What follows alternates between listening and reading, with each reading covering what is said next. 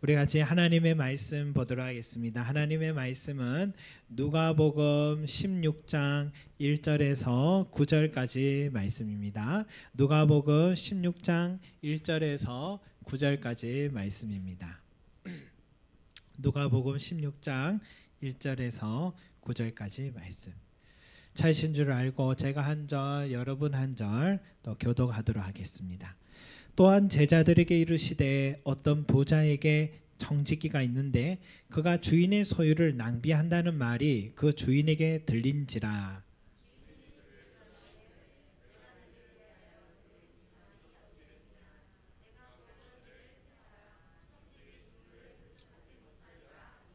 청지기가 속으로 이르되 주인이 내 직분을 빼앗으니 내가 무엇을 할까? 땅을 파자니 힘이 없고 빌어먹자니 부끄럽구나.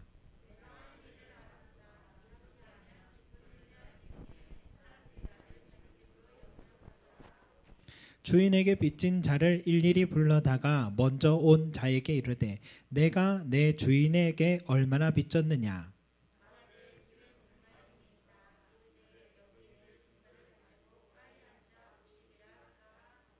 또 다른 이에게 이르되 너는 얼마를 빚졌느냐. 이르되 밀백석이니이다. 이르되 여기 내 증서를 가지고 80이라 쓰라 하였는지라.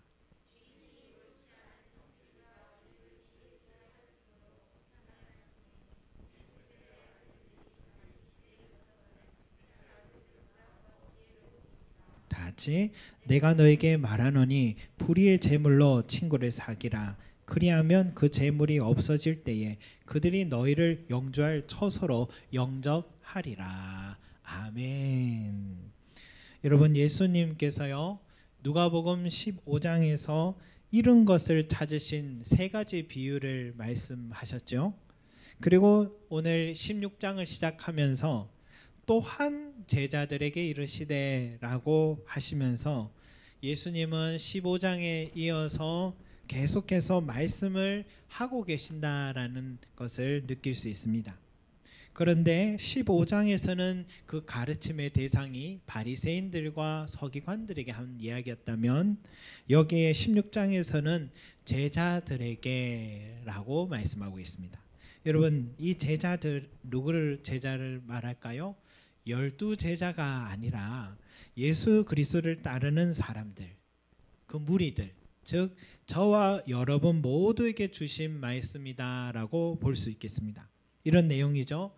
한 부정직한 청지기가 주인에게 자기의 모든 죄가 들통이 나니까 쫓겨나게 해고당하게 됐고, 그 해고된 위기를 느낀 청지기는 자신이 이 살궁리를 모색하다가 주인에게 빚진 자들을 다 불러서 자기 뜻대로 그들의 빚을 탕감해 주겠다고 약속을 합니다. 예를 들어 기름 100마를 빚졌으면 50말로, 밀 100석이면 80석으로 쓰라 하면서 탕감해 주었습니다.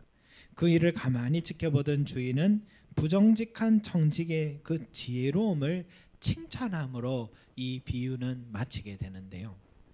여러분, 우리는 이 비유를 여러 번 많이 들었잖아요.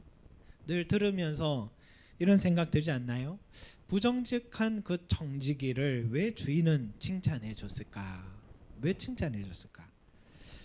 왜냐하면은 그가 부정직하기 때문에 해고당했는데, 지금 해고될 청지기가 자기 죄를 뉘우치고 삭삭 빌어도 지금 용서해 줄까 말까인데, 도리어 주인의 빚진 자들에게 돌려받아야 할 자산을 청지기가 자기 멋대로 더 탕감해 주는 매우 과감한 죄를 지금 저지르고 있습니다. 그런데 더 이해 안 되는 것은 주인이 그 청지기를 더욱 꾸짖고 더 큰 벌을 내려야 되는데 도리어 그를 지혜롭다고 칭찬해주고 있는 장면입니다.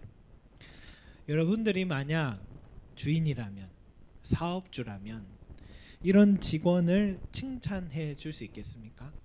해고 통보를 받은 직원이 사장에게 보고도 하지 않고 마치 사장의 지시인 양 거래처 사람들에 찾아가서 혜택을 주고 나중에 뇌물을 받아 챙기려는 이런 행위, 여러분 이것은 검찰에 넘겨질 만한 월권 행위 아니겠습니까? 2년 전이었나요? 1년 전이었나요? 우리 LH 사태가 기억나요. LH 회사 한국토지공사 그곳에서 공무원들이잖아요. 그 공무원들 중에 몇몇 사람이 어디 지역에 재개발이 된다라는 국가 기밀 정보를 가지고 자기의 친인척들, 지인들에게 넘겨주면서 친인척들이 그 땅을 구매한 후에 엄청난 개발 이익을 갖게 되고 그 이익을 나중에 뒤에서 거래하는 바람직한 일들이 드러났잖아요. 그 사실이 알려지면서 많은 국민들이 분노했고 그 기관은 신뢰를 잃어버렸습니다. 여러분, 이 기관의 직원들이 국가가 믿고 맡겨준 정직이, 즉 관리인이기 때문에 정직해야 됐는데, 공정해야 됐는데 부정했고 공정하지 못한 일이었습니다. 지금 마찬가지예요. 지금 청지기는요, 주인에게 빚진 사람을 불러서 자기 자산인 양 그들에게 엄청난 금액을 탕감해 줬어요. 목적은 자기 노후를 위해서였습니다. 이제 해고됐을 때 자신의 일을 하자니 힘이 없고 빌어먹자니 부끄러워서 자기의 노후를 준비를 이렇게 지금 하고 있는 거예요. 명백한 죄입니다. 횡령죄입니다, 여러분.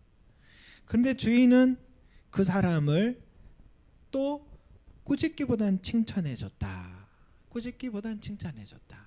무엇 때문인가? 우리는 이 부분을 다시 한번 생각해 봐야겠습니다. 오래전에요, 밤 도매 가게에서 제가 아르바이트를 한 적이 있는데 그곳에서 여러 해 일을 해온 형이 같이 있었어요. 같이 배달을 가는데 그 주인의 가게에 있는 그 큰 밤자루를 다른 가게에 탁 던져주고 가더라고요. 제가 그것을 보면서 주인에게 이걸 말을 해줘야 되나 말아야 되나 그런 생각했습니다. 근데 나중에 알고 보니까 주인도 모르는 게 아니더라고요. 그리고 주인은 그걸 알면서도 모른 척 눈 감아 주더라고요. 주인도 젊은 시절 남 밑에서 일할 때에 슬쩍 이윤을 남김으로 적은 월급을 그런 것으로 채우기도 했다는 것입니다. 그럼에도 그런 직원을 계속해서 쓰는 이유는 일을 지혜롭게 잘 하기 때문인 것 같아요. 저는 그때 당시에 오토바이에 한 밤자루 한 2자루 정도를 실을 수 있었다면 그 형은 4자루 5자루를 실어서 일을 하는 거예요. 여러분, 주인의 입장에서 어떻겠습니까? 정직한데 일을 잘 못하는 저를 쓰겠습니까? 가끔 부정직한 일을, 또 부정직한데 일을 잘하는 그 형을 쓰겠습니까? 여러분, 제가 주인이어도 가게가 운영되기 위해서는 적당한 선을 넘지 않는다면 일을 잘하는 그 형을 쓸 것 같아요. 그리고 저는 나오게 됐습니다, 사실은. 그리고 그 형의 부정함을 또 눈으로 확인한 것도 아니고요. 여러분, 이 비유를 보면서 우리는 오해는 말아야 합니다. 목적을 위해서는 수단과 방법을 가리지 않고 일만 잘하면 된다는 게 이 비유의 핵심이 아닙니다. 여기서 주인이 정직이에게 지혜롭게 일하는 모습을 칭찬한 이유는 뭐냐? 부도덕함을 말하는 게 아니라 자신이 처한 위기를 잘 인식하고 그 위기를 대처하기 위해서 빠르게 행동했다라는, 바로 여기에서 칭찬을 하고 있는 것입니다. 정직이는 자신이 처한 위기가 지금 해고를 당했다는 사실이고, 해고된 후에 삶을 어떻게 살아야 될 것인가, 바로 이 고민을 바로 한 거예요. 3절 말씀 우리 한번 같이 읽어보겠습니다. 3절 시작. 청지기가 속으로 이르되 주인이 내 직분을 빼앗으니 내가 무엇을 할까? 땅을 파자니 힘이 없고 빌어먹자니 부끄럽구나. 그리고 그 위기를 극복하기에 발빠르게 답을 찾고 행동하고 있습니다. 4절 같이 읽어보겠습니다. 시작. 내가 할 일을 알았도다. 이렇게 하면 직분을 빼앗긴 후에 사람들이 나를 자기 집으로 영접하리라 하고. 여러분, 주인이 칭찬한 것은 바로 이 부분입니다. 자기의 처한 위기와 한계를 인정하고 그것을 준비하는 자세. 여러분, 주인의 칭찬은 곧 예수님의 칭찬이다 볼 수 있어요. 제자들인 우리에게 예수님께서 전하고 싶은 말이 바로 이 부분입니다.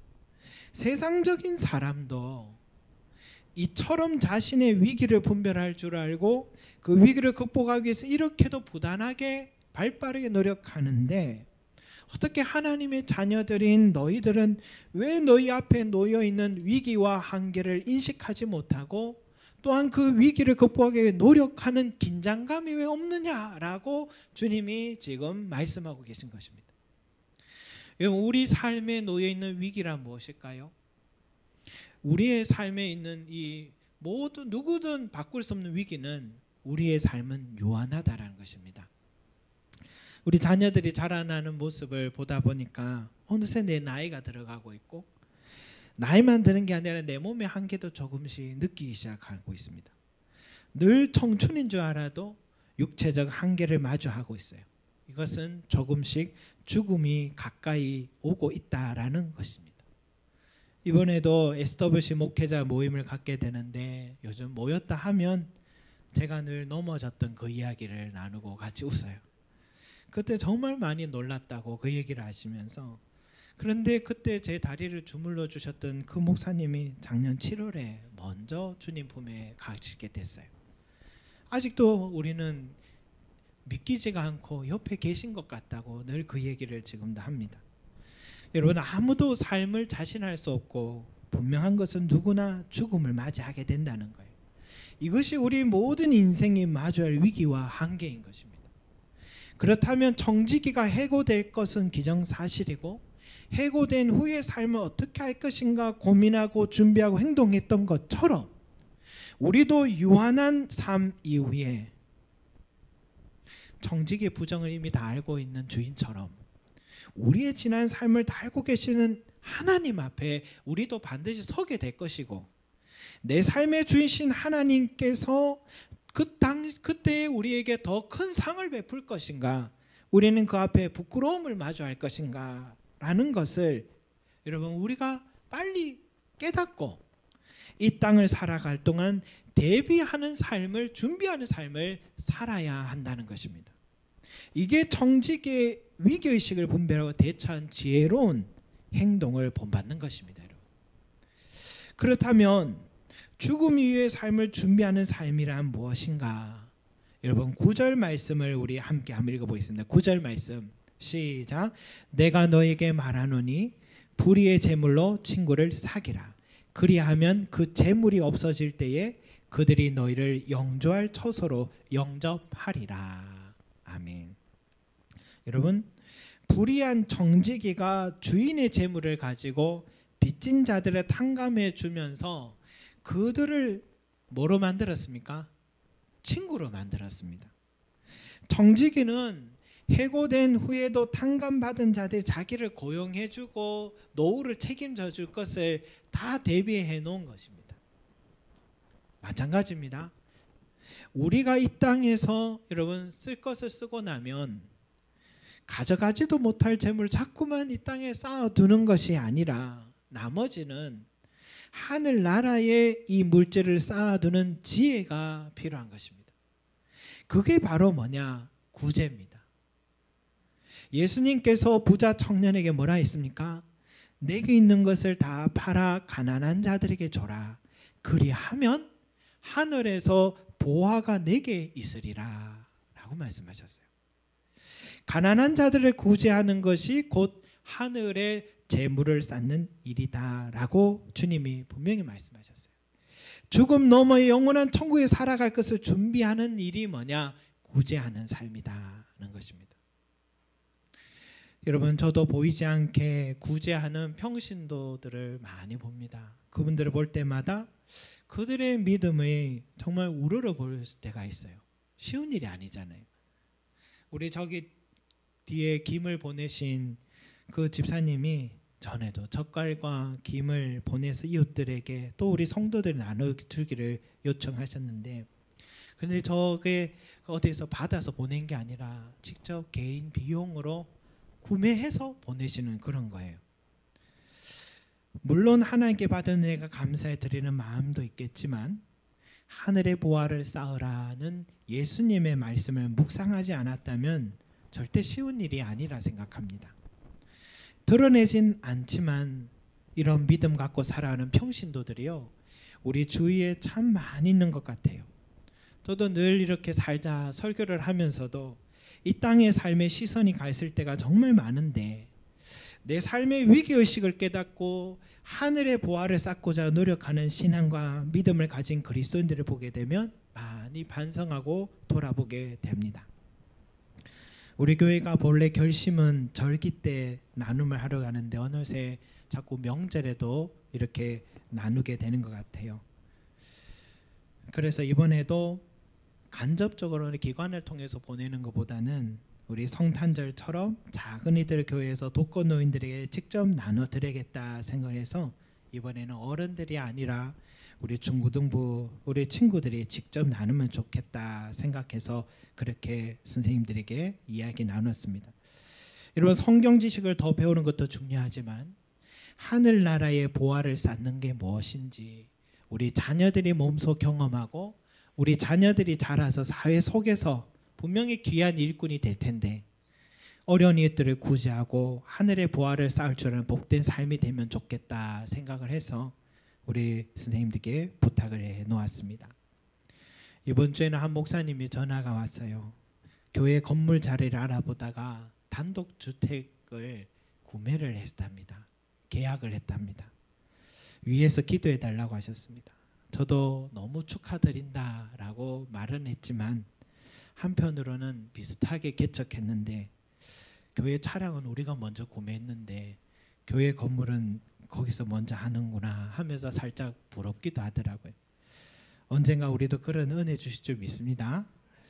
그러나 비록 우리 교회가 보이는 건물을 세우지 못했어도 보이지 않는 교회를 건축하는 것도 소중한 일이라 생각됩니다. 할 수만 있으면 어려운 이웃들을 돕고 구제한 일에 더욱 힘쓰는 것도 보이지 않는 교회를 건축하는 일이다 생각합니다. 그럴 때마다 우리 성도들이 늘 힘써서 마음 모아 구제한 것이기 때문에 여러분들이 청지기처럼 이외의 삶을 준비하고 있는 일이라고 믿습니다.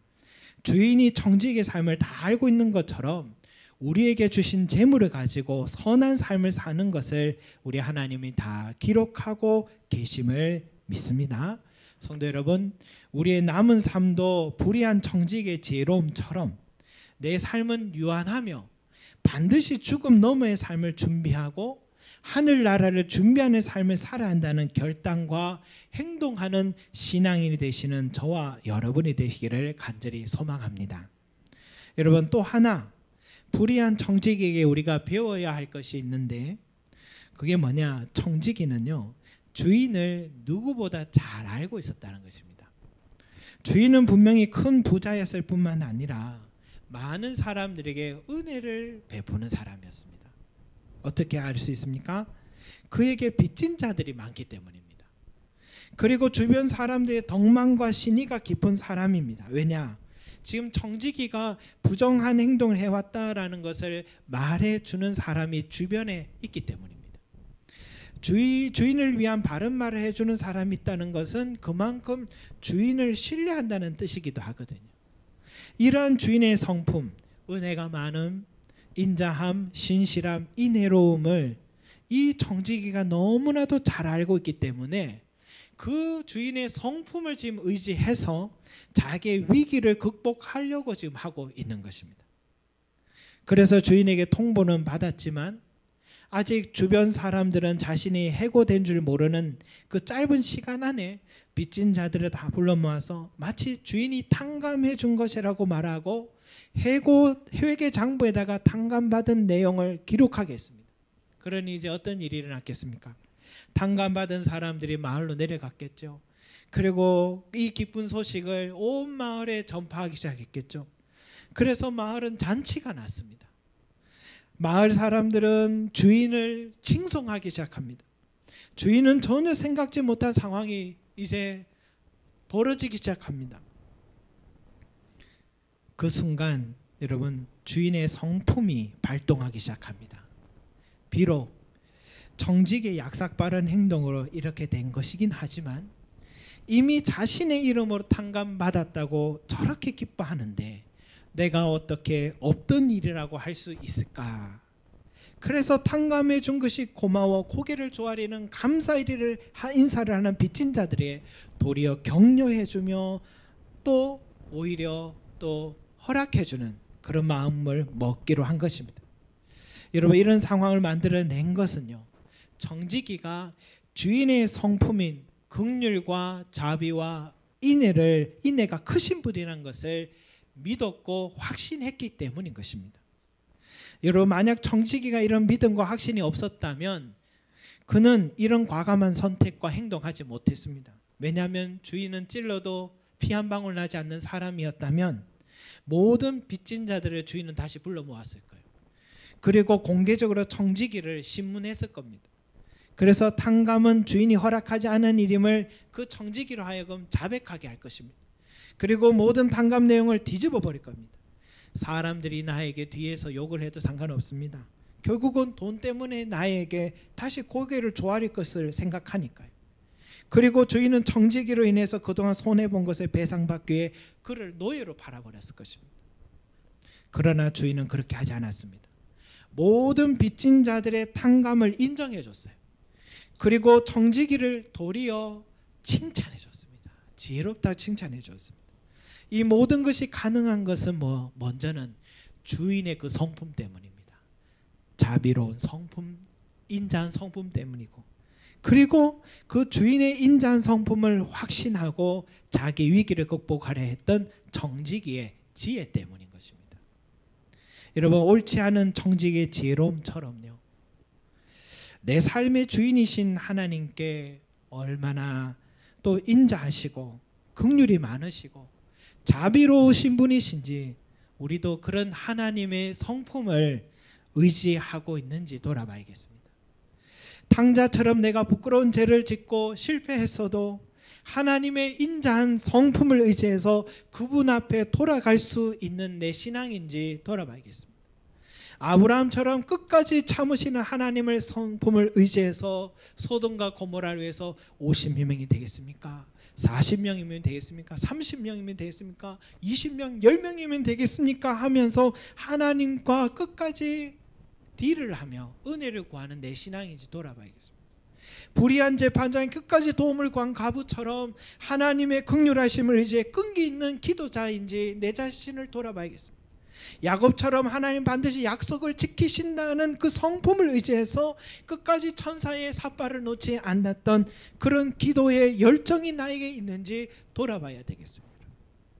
여러분, 우리의 신앙이 어떠하면요, 하나님의 성품이 어떠한지 아는 것과 비례합니다.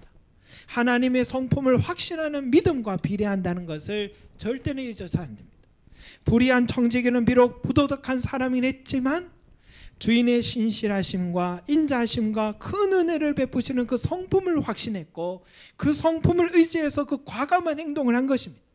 불의한 정직이는 주인의 성품에 자기의 온 삶을 올인한 것입니다. 그게 뭐냐? 믿음입니다. 그게 믿음입니다. 그 믿음을 우리가 본받아야 하는 것입니다. 왜냐? 그 믿음대로 되기 때문입니다. 어제는 아이와 이런저런 이야기를 하다가 자신이 국어 시간에 배웠던 시인들에 대해서 이야기를 들려줘서 저도 귀담아 들었어요. 1940년대를 대표하는 시인들 중에 이육사와 윤동주 시인이 있대요. 이육사 시인은 저도 학창시절에 청포도라는 그 시를 썼다는 것으로 기억하고 있지만 내용은 잘 모르겠습니다. 그런데 그 시들이 어떤 내용이 잘 몰라서 어제는 좀 더 귀담아 들었어요. 그의 시 중에 광야라는 시가 있는데 후반에 이런 내용이었어요. 지금 눈날이고 매와 향기 홀로 가득하니 내 여기 가난한 노래의 시를 뿌려라. 다시 청고의 뒤에 백마 타고 오는 초인이 있어 이 광야에서 목 놓아 부르게 하리라 라는 내용이에요. 지금 눈날이고 라는 게 무슨 뜻인지 얘기를 하더라고요. 일제강점기라는 안담한 현실을 말해주고 매화 향기 홀로 가득하니 라는 말은 매화는 겨울에 피는 꽃인데 이 안담한 현실에도 꽃 향기를 의지해서 내 여기 가난한 노래의 시를 뿌려라 라는 것은 암담한 현실이지만 나는 여전히 이 싸움을 멈추지 않고 투쟁하겠다는 의지를 말하는 것이랍니다. 그러면 백마 타고 오는 초인이 있어 이 광야에서 목 놓아 부르게 하리라 라는 건 뭐냐? 지금 내가 이 씨를 뿌리면 후대 내 민족이 그 정신을 이어받아 민족의 독립을 꿈꾸고 이뤄내게 되리라는 그런 뜻이라고 합니다. 아이가 너무 재밌게 설명을 하는 것 같아서 그래서 제가 국어가 재밌니? 라고 물으니까 아니요 라고 하더라고요. 안 넘어오더라고요. 계속 열심히 해 라고 얘기하려 했더니 안 넘어오더라고요. 그런데 여러분, 이육사와 윤동주 같은 시인들이요 기독교인들입니다. 그래서 그들의 시에는 기독교 정신이 스며 있습니다. 이런 시인들이 저항 정신과 자기 성찰을 갖게 된 이유도 가만히 생각해 보면 기독교 정신에서 출발하기 때문입니다. 이들이 살아가던 시대는 암담하고 소망이 없던 시대였고 자신의 생도 고문을 당하다 결국 숨을 거뒀지만 이들의 가슴 속에는 그 소망대로 그 믿음대로 결국은 이루어지고 말았던 것입니다. 그 전국가 지금 우리가 살아가는 이 풍요로운 자유민주 국가 아니겠습니까? 그들의 그 소망대로 그 암담한 현실에서 그 믿음대로 그 믿음이 지금 우리대로 살아가고 있는 것이죠. 여러분, 사랑하는 성도 여러분, 현실이 어떠하든지 내가 무엇을 바라느냐가 정말 중요합니다. 믿음은 바랄 수 없는 중에 바라는 것이라 라고 말씀했습니다. 성경의 사람들은 모두 다 바랄 수 없는 중에 바라본 사람들의 이야기입니다. 그 믿음을 보시고 예수님은 소자야 내 믿음대로 될지어다 여인아 내 믿음이 너를 낫게 하였느니라 두려워 말고 믿기만 하라 그러면 살리라 라고 주님께서 말씀하신 것입니다. 성도 여러분, 지금도 오늘 이 시간에도 내 마음을 짓누르는 삶의 짐이 있습니까? 지난 밤에도 잠을 이루지 못하고 뒤척이게 만드는 삶의 짐이 있습니까? 하나님을 믿으시기 바랍니다. 하나님의 신실하심을 의지하시길 바랍니다. 하나님의 인자하심, 하나님의 변함없네를 확신하시길 바랍니다. 그러면 그 믿음대로 되는 놀라운 은혜를 체험하게 될 줄 믿습니다. 기도드리겠습니다. 사랑과 은혜가 많으신 우리 아버지 하나님, 오늘 옳지 않은 청지기의 삶을 지혜롭다고 칭찬하신 우리 주님의 음성에 오늘 귀 기울이게 하여 주시옵소서. 그 청지기는 자기의 삶에 찾아온 그 위기를 극복하기 위하여서 빠르게 준비하고 대처하였던 것처럼 주여 우리도 우리의 삶이 한계가 있다는 사실을 알고 여기의 삶이 전부가 아니라는 사실을 알고 이후의 삶을 위하여 준비할 줄 아는 그런 아버지 깨어있는 신자들이 되게 도와주시옵소서. 더불어서 주여 이 불의한 청지기는 자기는 주변 사람들은 알 수 없으나 분명한 것은 주인의 성품을 확신하였고 믿었습니다. 주여 우리도 우리 하나님의 성품이신 인자하심 또 큰 은혜를 베푸심 변함없으심 신실하심 우리를 사랑하신 그 성품을 우리가 오늘도 믿고 의지하여서 내 삶에 어떤 무거운 짐이 있다 할지라도 우리가 주인의 성품인 하나님의 성품을 바라보고 믿고 달려나갈 때에 우리 하나님은 우리의 삶을 변함없이 도와주시고 신실하게 인도하여 주시고 주여 큰 은혜로 베풀어 주신다는 그 은혜를 체험하게 하여 주시옵소서. 이 믿음으로 승리하는 2022년이 되게 하여 주시고 우리 성도들의 삶과 가정과 사업장과 직장 모든 하는 이들 자녀들의 삶에 이르기까지 이 믿음으로 승리하여서 하나님께 영광 돌릴 수 있도록 하나님께 칭찬 듣는 아버지 하나님이며 저희들이 될 수 있도록 은혜 다하여 주시옵소서. 감사드리며 예수 그리스도 이름으로 기도드립니다. 아멘.